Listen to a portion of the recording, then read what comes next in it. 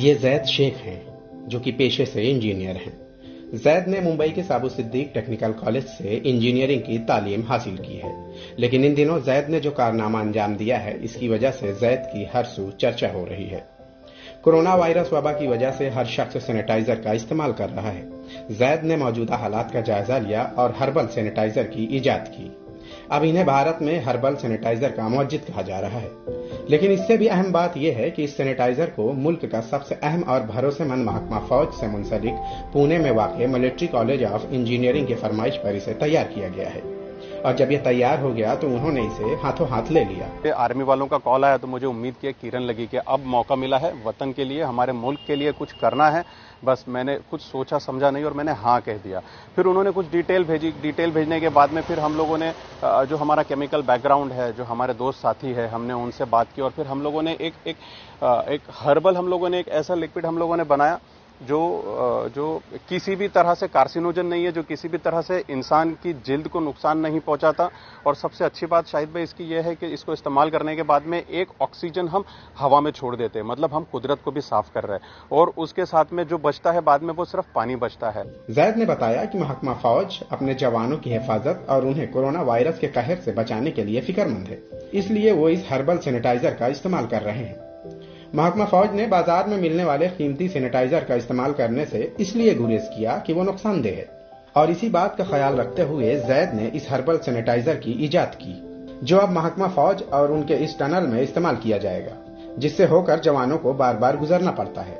फौज की ख्वाहिश है कि जब फौजी इस टनल से गुजरेंगे तो इस हर्बल सैनिटाइजर से पूरी तरह से सैनिटाइज हो जाएंगे, और ये एक तरह से कोरोना से बचने का मुअस्सिर हथियार भी साबित होगा। दरअसल अब तक मुल्क में जहां भी टनल का इस्तेमाल किया जाता है, वहां जिस सैनिटाइजर का इस्तेमाल किया गया है वह बहुत ही खतरनाक होता है, इसलिए वर्ल्ड हेल्थ ऑर्गेनाइजेशन और हुकूमत हिंद ने इस पर पाबंदी आयद की है। इन्हीं बातों का ख्याल रखते हुए फौज ने बाजारों में मिलने वाले सैनिटाइजर के इस्तेमाल से गुरेज किया है।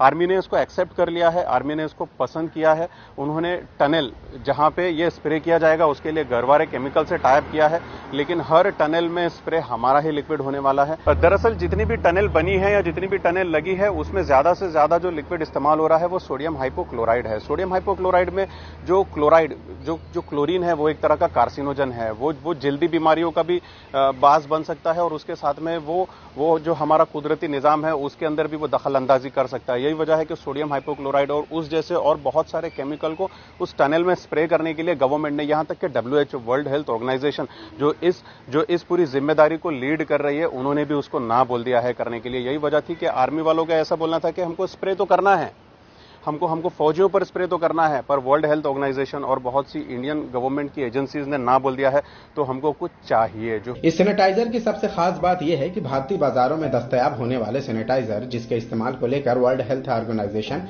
या हुकूमत हिंद ने पाबंदियां आयद की हैं, उसके मुकाबले में काफी सस्ता है। लेकिन इनकी ख्वाहिश है कि यह मुल्क के हर शोबे में, हर इदारे में, कब्रिस्तान से लेकर शमशान तक, अदना से लेकर आला इंसान तक पहुंचे, ताकि कोरोना जैसी महलक बीमारी से मुल्क की आवाम महफूज रहे। मुल्क में जैद के जैसे ऐसे न जाने कितने होनहार नौजवान हैं जो मुल्क और मुल्क की बेहतरी के बारे में हमेशा सोचते रहते हैं। यह उनके लिए एक बड़ा सबक है जो हमेशा एक तबके को निशाना बनाने की कोशिश करते हैं। मुंबई से ETV भारत के लिए शाहिद अंसारी।